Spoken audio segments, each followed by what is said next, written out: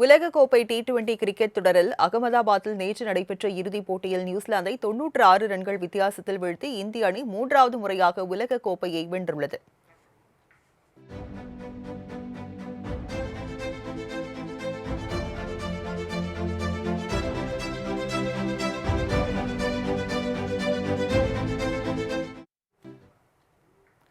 அரையிறுதிப் போட்டிகளில் இந்திய அணி இங்கிலாந்தையும் நியூசிலாந்து தென்னாப்பிரிக்காவையும் வீழ்த்தி இறுதிப் போட்டிக்கு தகுதி பெற்றிருந்தன.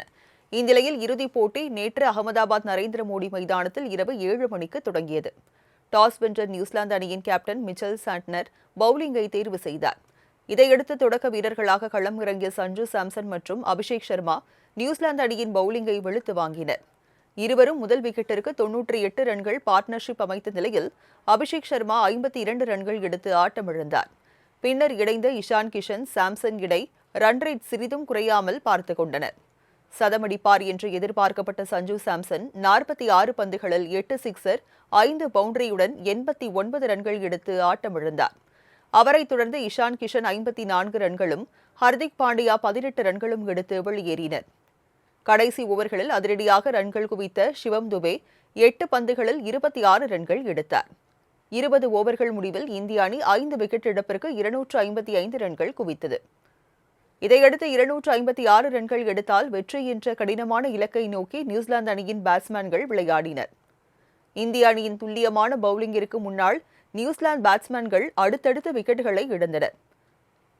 ஃபின் ஆலன் 9 ரன்களும், ரச்சின் ரவீந்திரா 1 ரன்னிலும் ஆட்டமிழக்க அடுத்து வந்த பிலிப்ஸ் 5 ரன்களும், மார்க் சாப்மன் 3 ரன்களும் எடுத்து வெளியேறினர்.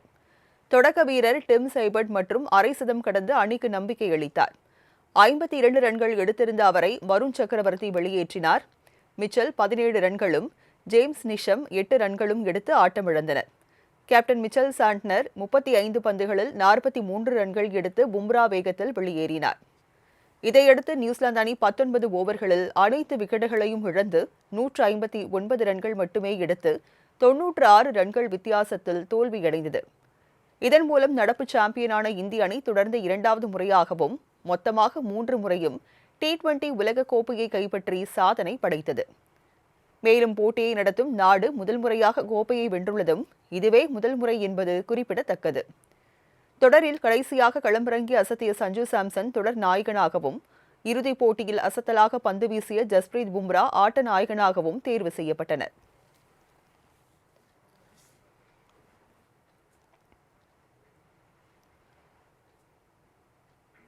உலகக்கோப்பை டி20 கிரிக்கெட் தொடரை வென்றதன் மூலம் இந்திய அணி எளிதில் நெருங்க முடியாத 3 ரெக்கார்டுகளை ஏற்படுத்தியுள்ளது.